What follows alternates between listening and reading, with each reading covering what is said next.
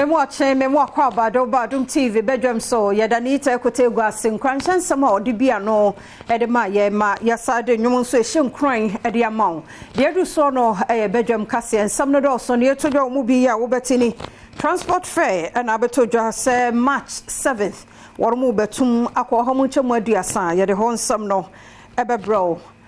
ma akwa wo yeso a ye wa homeji abosome miensa ye pribia ma mema no na bosome miensa no yanya ne ba abosome nsia ho ene nsem bi na no pay me de bro Adom TV Badwam kase o share me live on Facebook/Adom TV Go TV channel 119 DSTV 280 oko YouTube search Adom TV 2 medidi afia amankwa tamaklo afia ni DMT said nsem ni chiremu ankasa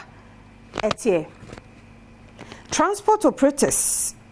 nkabom ko ne Concerned Drivers Association aka wo ho abomu senyame ya doma ma bosumi ye wom da toso enso da ya woda ye agent abo lorry fare no womo etutum Adom TV kase etwaso Transport Operators Union and Concerned Drivers Association akam ho abomu eden krata bia bato montene so a wonom ekire mu se efi obenimbo so me de tosonson ya wada edi enimu yia no wonom eba beto hyentiabo mu hamu chichemu aduasa wonom kire mu se nti a wonom asise agina yeyi a wotutu hyentiabo mu nyina agina se wonom haw bia wode akodan aban no mesine yaban enhwe nsiesie ma wonom kire mu se fa ngoboa akosoro ama brabo mu asetena ayedene ama wonom adwuma woye kura no wonhunu so baabia wonom kire mu a hyentiabo yi a woba betutumu no ebeboa se de be ya ebema wonom akosoa etumi aye adwuma senti wode ato aban animu se wone mpanyinifo eni nsanwoso se de be ya hyentiabo ntumu no enkofa entawantawa bia emeto akwantufuo ahyenkafo eni metifo entem Wade bill akwakoto emrahye film na ni nyina gina so ba kwa wo yeso a ya wa homeji abosome miensa na neidie womo stress nkebe ya yemfa mema nso enka ho ye paternity leave no bi na afa no mpokura no 3 months ni sa yemfa ebi enka ho a womo bobo ho panifo ahodo ene wona ka bie womo nyina do ho agimo sankomodie mu a Adom TV kase etwaso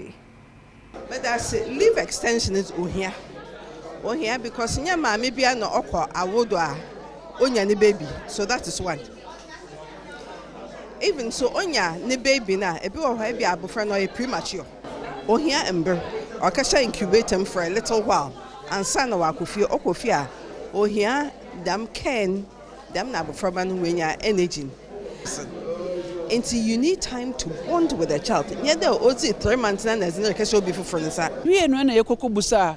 emrahye bedwani a ogina mo omanfo wo madina abato mpeso aso yewura sevie sosu yebusa na se senti eno pese ode sa mrai ede ba maternity leave omo sisi omo 3 months no ya be extended ya 4 months by na kra ya ba stakeholder meeting no nipa dodo na akase ebe hia se ya be extended ya 6 months because your 6 month exclusive breastfeeding enti se wo bewie na waba akola na ese wo hwe ni so na bofa nyini be penimpa no na wo benya health issues there. It will be better say you benya 6 month maternity leave enti se wan fa embema anka ho yeah, we deepen the stereotyping say emba nkwa na ese wo mo hwe abofra na said ye say wo mo anase wo maso die wo mo de ma emba no na yendi ni yi but menya embema at minimum 7 days anase maximum 4 weeks leave edima embema no sa first week ne kra no embema no betimi etine fie no mo aboa emba no eye emrahye bedwafi ohene amponsa kakabo ma no ato Regional Director ya wo ye highway engineer e wo man mu anase enkran Emmanuel Odai se ene wo ne Western Housing Ministry ne ka wo ho abom na kaso atobutu ho no a nso to kakra bi na yiri na de haw ne atete ma wo na fasa kwan no so no wo matumi aye ne yi a sa haw ne nyina to ebetwa ye betumi aye catch pit kese wo ho na se nsuo no ba ebekwa akogina mu but when investigate ase no yi a we catch pit na ebetumi anane people na ase na wan hwe na people no nyina adwere ayeden aba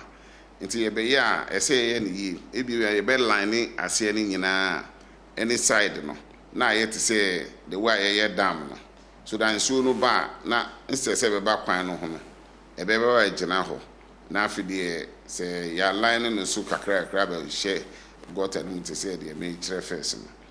nti it's one of the solutions ebi wɔ aso a ɛbɛyɛ we a nsuo no ba ɛbɛba in steps yɛbɛyɛ steps wɔ hɔ nti ɛba no na reduce pressure no nti ɛbɛduro no na aspread na te sɛ ɛmbɛyɛ no kɛse te sɛ the way a ɛte no.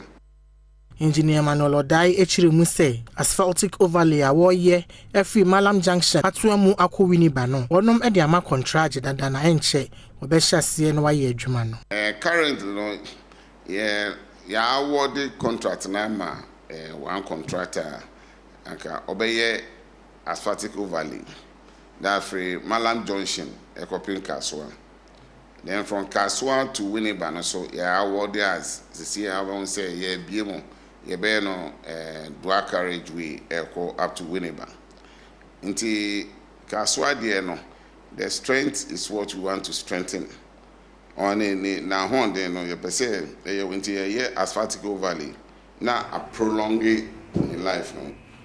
Ghana ka wiase nyina ho adi World Engineering Day na wɔmbota yɛ nyina ene sɛ wɔbɛma asuafo ahunu mfasode yɛ wɔso sɛ wɔwɔ hɔ a wɔso wɔbɛyɛ engineering ene so ɛmoa woman enso benya de afri Adom TV ɛkɔ sa adwumadie no ase ɛtɔ so free abofrenum GSS SS ni ɛkyerɛ mo mfasode a sɛ wo take engineering as a career a day beboa any emfaso a online no so ebenya afi educational system as a humanity programs no so net doorso that I said na technical education no yan shemok na TVS programs yan shemok na as a wo school with you no na say koye technical programs I'm say we got it wrong and wachi Greater Accra Chairperson awoda IET ano engineer Kwesi Asamoah ekire se wo behia se obehye mofre nkuran na engineer adesuan otimi age atum na aboa ama ehu adesuade no nso akonkan nyina ne se be ma amanfo hunu hia se yema eye engineer yema esua nimudie ewo wiase ekwan efa so a yempotemo yedan yesie ekwan efa so ebeye no wase wiase nyina hunu se be bi wiase kɔ no efa abefo kwan so eye ye niema ye dansie ya kwan ye ebefa abefo kwan so ma ye mpotem se be ya mframa efa ye hu nyina no ebenya mframa pai mo yare Ahafumantam ni mo president the ma person with disability Felicia Sewa wodi ya power ni mu se ne assembly power wo ma se bi wodi dem no a one power free one me wokuo ni mu na mum nchenchen to asre assembly no se wonya se no ne mum enkabo mu kuo no mu na so wo mo pa adwuma ni bia wo meyi won free mo ne Adom kase atoaso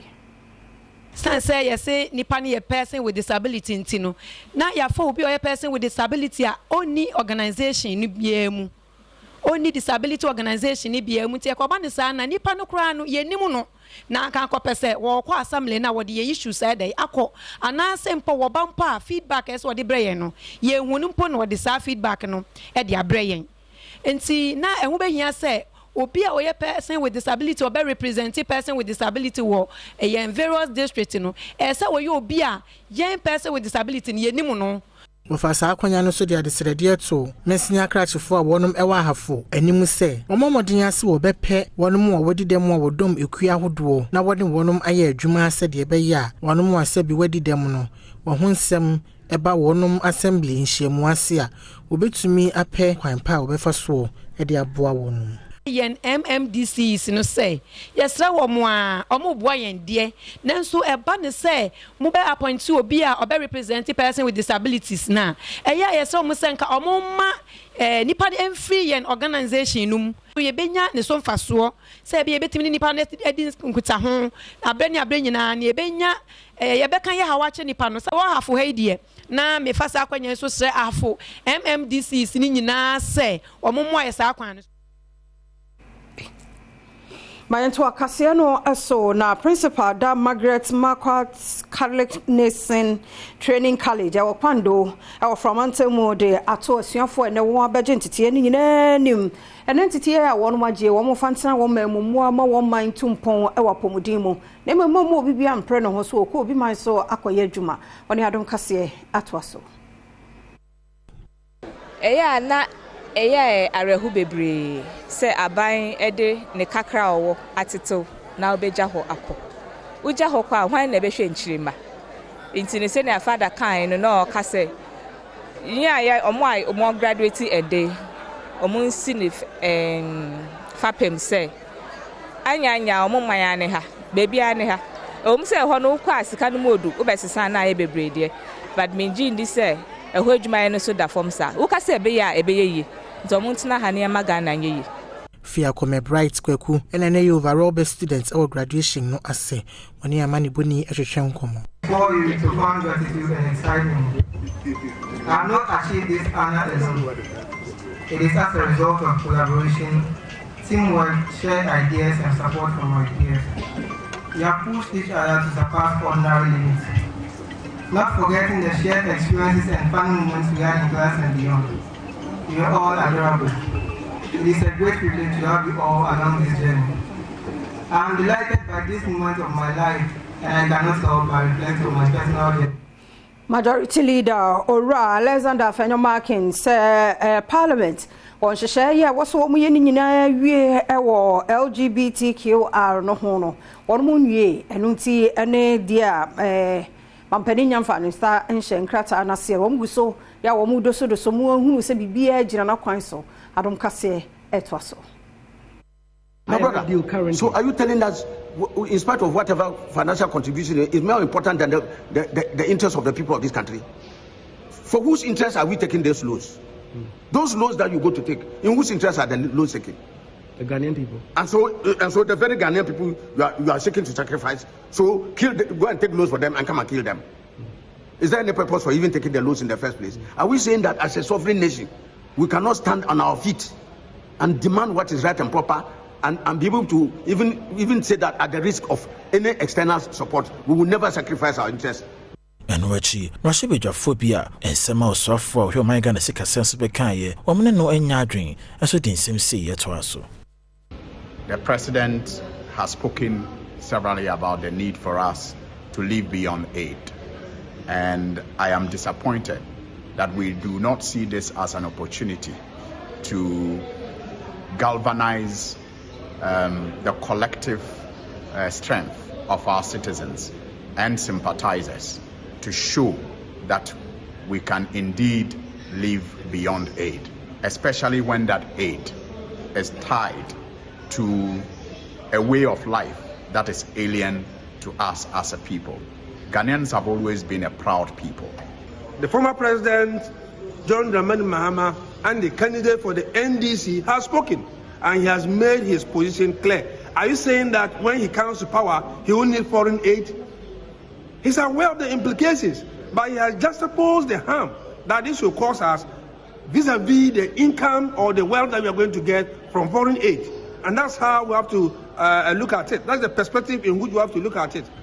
It's so shameful, and I'm very sad. Aminya so na Adom TV Badwam kase na hana bema kwan na no pay ani die media sie meda wase umre no wadaje a wo de share yen se wunyam pie di akoso na hwe wo pie nso a hwe yen wo Facebook/Adom TV a wo benya ya na se YouTube ye bana de bon krata ne online stories no ye de ato aso media fia amankwa tamaklo.